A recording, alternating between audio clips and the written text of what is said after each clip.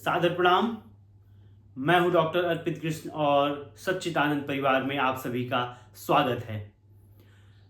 पूरे भारतवर्ष और पूरे विश्व के उन सभी नागरिकों को बहुत बहुत बधाई हो।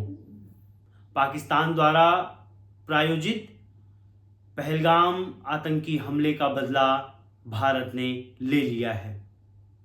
खबर है कल रात 2 बजे के करीब भारत ने पाकिस्तान और पाकिस्तान अधिकृत कश्मीर की सीमा के भीतर स्थित आतंकी कैंप्स, मस्जिद और मदरसे जहां आतंकियों को ट्रेनिंग दी जाती थी, ऐसे 9 स्थानों पर हमला किया है और लगभग सैकड़ों आतंकवादी मारे गए हैं।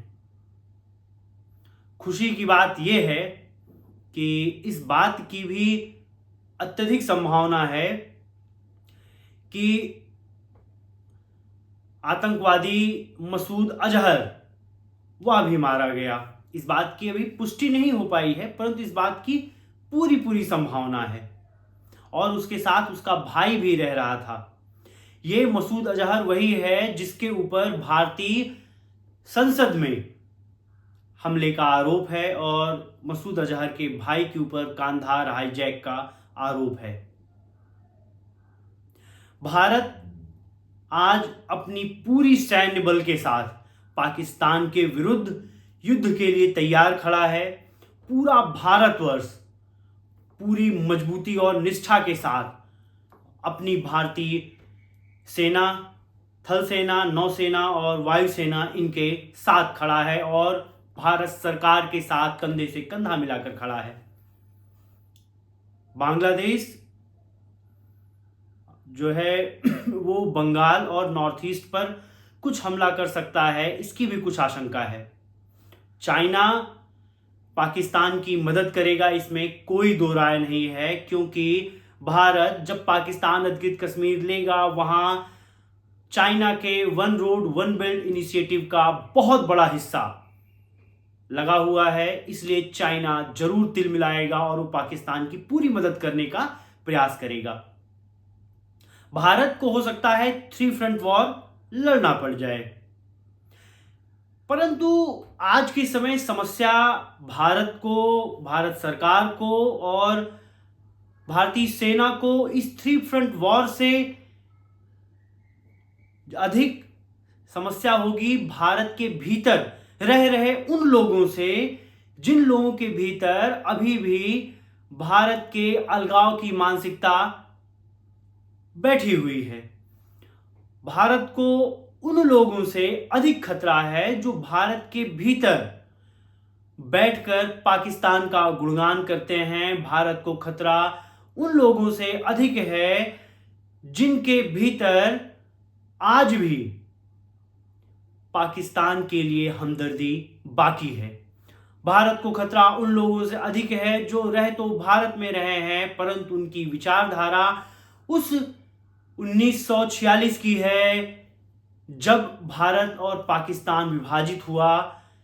उस समय जो विचारधारा पाकिस्तान की थी, याद रखें, भारत के विभाजन में वोट देने वाले 80% से अधिक लोग आज भी भारत में ही रह रहे हैं या उनके वंशज आज भी भारत में ही हैं। इस बात से कोई इनकार नहीं कर सकता। पाकिस्तान पर हमला करने के लिए पूरा विपक्ष और तमाम लोग भारत सरकार पर पिछले 14 दिनों से तंज कस रहे थे।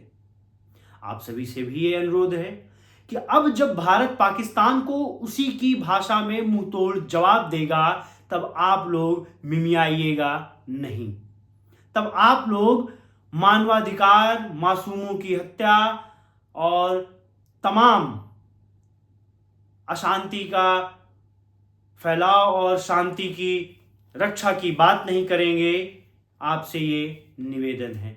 अहिंसा की बात आप अपने मुंह से नहीं निकालेंगे, ये आपसे निवेदन है।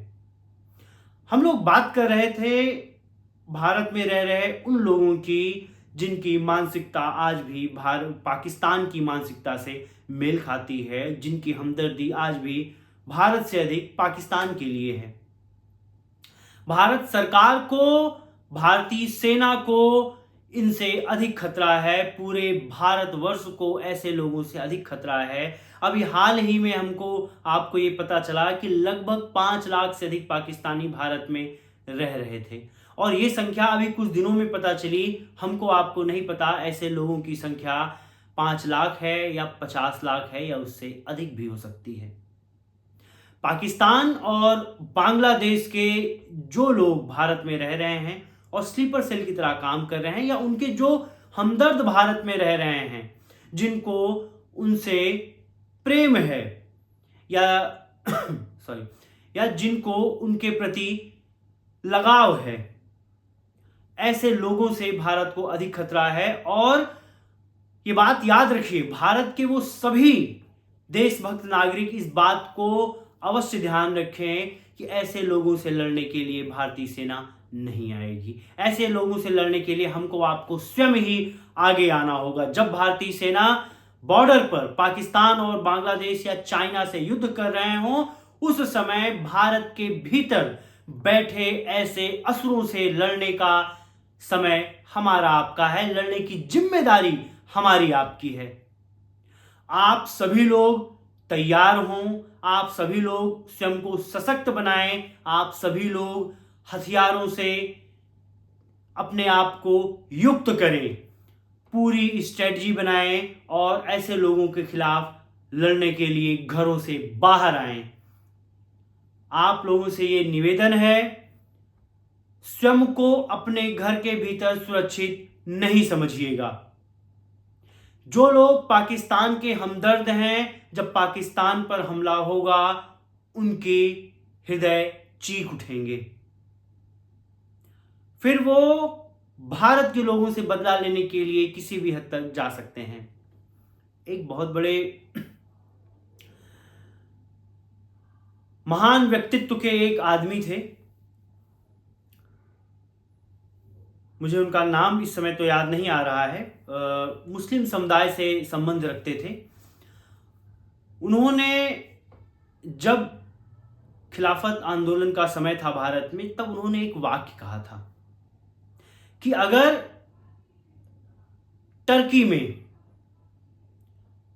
किसी मुसलमान के पांव में कांटा गड़ेगा तो भारत के मुसलमानों के हृदय के भीतर वो कांटा जरूर चुभेगा, क्योंकि कोई सच्चा मुसलमान नहीं होगा जिसके हृदय में वो कांटा ना चुभे।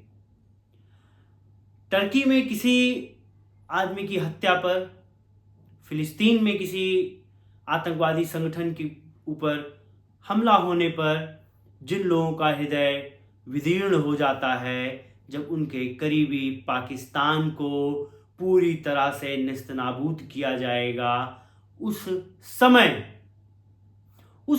उनके हृदय पर क्या बीतेगी, आप इसकी कल्पना भी नहीं कर सकते। मैं डॉक्टर अर्पित कृष्ण और हमारी पूरी टीम उन सभी लोगों से हर तरह से निपटने को तैयार है जो इस भारत पाकिस्तान युद्ध में पाकिस्तान का समर्थन करेंगे, चाहे वो व्यक्तिगत तौर पर कोई हो, चाहे वो किसी राजनीतिक पार्टी से संबंध रखने वाला हो, चाहे वो किसी संस्था से संबंध रखने वाला हो, चाहे वह किसी धर्म से संबंध रखने वाला हो, या किसी विचार या आदर्श विशेष से संबंध रखने वाला हो। अगर आप भारतीय सेना के विरुद्ध या भारत के हित के विरुद्ध किसी प्रकार की बात, चर्चा या कार्य करते हैं, आपको इसका मुंहतोड़ जवाब मिलेगा। इस बात के लिए पूरी तरह से आश्वस्त रहिए। इस पूरे प्रकरण के लिए भारत में रह रहे ऐसे लोगों के लिए जो पाकिस्तान परस्त हैं, उनसे लड़ने के लिए किस योजना के तहत कार्य करना है, इस पर आप लोगों को बहुत जल्द ही सूचित किया जाएगा। सभी लोगों से विनम्र निवेदन है, सुरक्षित रहिए, सशक्त रहिए और किसी भी तरह के युद्ध के लिए तैयार रहिए। धन्यवाद।